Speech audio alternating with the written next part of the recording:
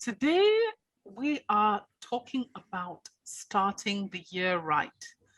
Dr. Adelopo, we have you, we have Maje Ayida, and we have Mrs. Abang here with us today. Can you tell us, what does it mean to you to start the year right?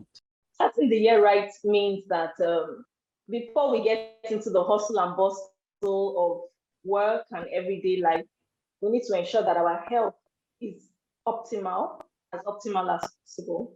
We need to ensure that the key things that are important to us, which is to enable us achieve our goals the year, because we are writing a lot of resolutions. But we need to realize that our bodies are the vehicles, our minds are the vehicles that are going to help us be able to achieve all these things that we want to achieve. So our health must be optimal. And health is not only our physical bodies, but it also has to do with our minds as well. For me, it's essential to start with yourself.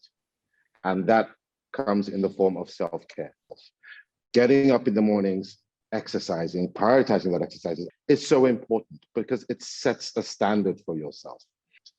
Keeping a regular bedtime and wake-up time. Sleep is underrated. A lot of us tend to glorify being busy and how little sleep we get. Like, oh gosh, I only slept for a few hours yesterday. I have so much work. Set your boundaries. Be specific on how important sleep is to your health. It is very detrimental to not sleep enough. My Bible tells me that I cannot put a new wine in an old skin. So I do not want to carry the baggages of last year into the new year. So I want to restock on my achievements going into new year with a renewed energy, not focusing on the failures, the setbacks.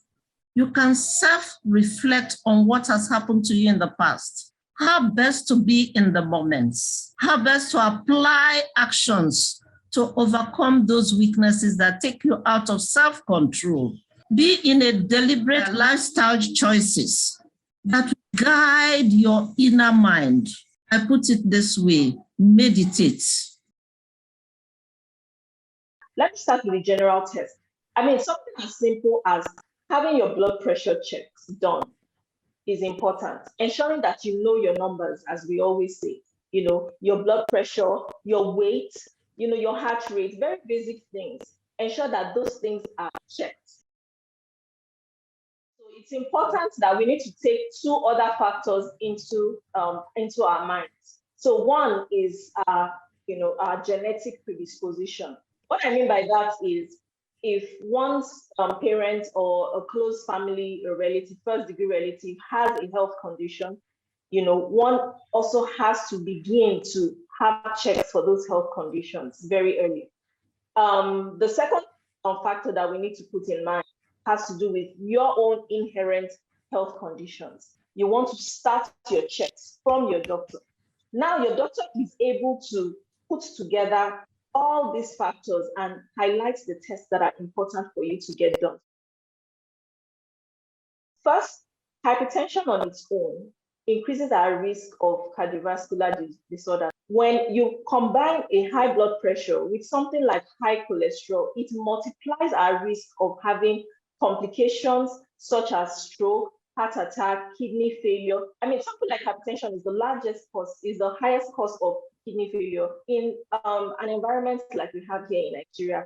So it's very important to ensure that our numbers are as optimized as possible. Hypertension is salt-dependent. That's something that is just unique to us. Just to put it in context so that we can have a mental picture.